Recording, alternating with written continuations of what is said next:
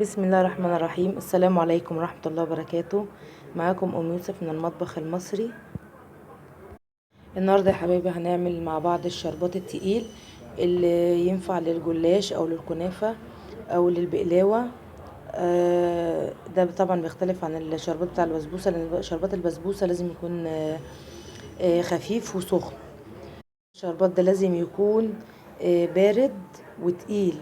لو مثلا اللي عندنا الكنافة سخنة بتحط عليه الشربات بارد، لو الكنافة باردة الشربات بيبقى سخن. انا هنا كوبايتين سكر، قصادها نفس الحجم او المقاس بتاع الكوباية كوباية مية. هننزل دلوقتي كده بالمية، بسم الله الرحمن الرحيم، وهننزل بالسكر طبعا بص في نص الحلة كده علشان الشربات ما يسكرش مننا. بسم الله الرحمن الرحيم.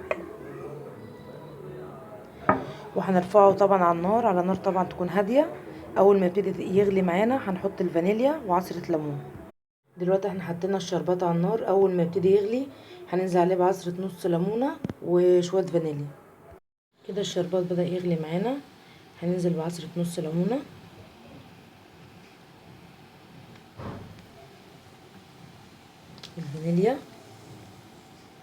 الفانيليا دي صدقوني طعمها بيفرق كتير في الشربات. وهنسيبها كده على نار هاديه لمده 5 دقايق كده، وهنرجع لحضراتكم تاني.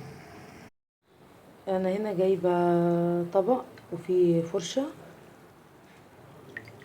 هنمسح بس ايه حرف الحله كده عشان الشربات ما يسكرش معانا. لو جه على الحرف اي سكر هيسكر الشربات كده. بنقلب كده من نص بسيط. طبعا عايزين نعرف الشربات استوى ولا لا، هنعمل اختبار بسيط. هنجيب معلقه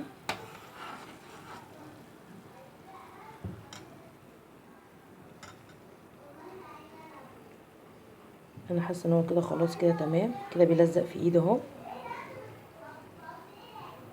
كده هندفع عليه النار. طبعا الشربات دوت بيبقى للكنافه او الجلاش او البقلاوه. طبعا الشربات ده مينفعش البسبوسه خالص، لان شربات البسبوسه لازم يكون سخن وخفيف. انما ده ان شاء الله هنعمل بيه الكنافه مع بعض الفيديو اللي جاي، وهنشوف طريقتها ازاي. ولو عجبكم الفيديو متنسوش تعملوا لايك وشير وسبسكرايب على القناه. والسلام عليكم ورحمه الله وبركاته.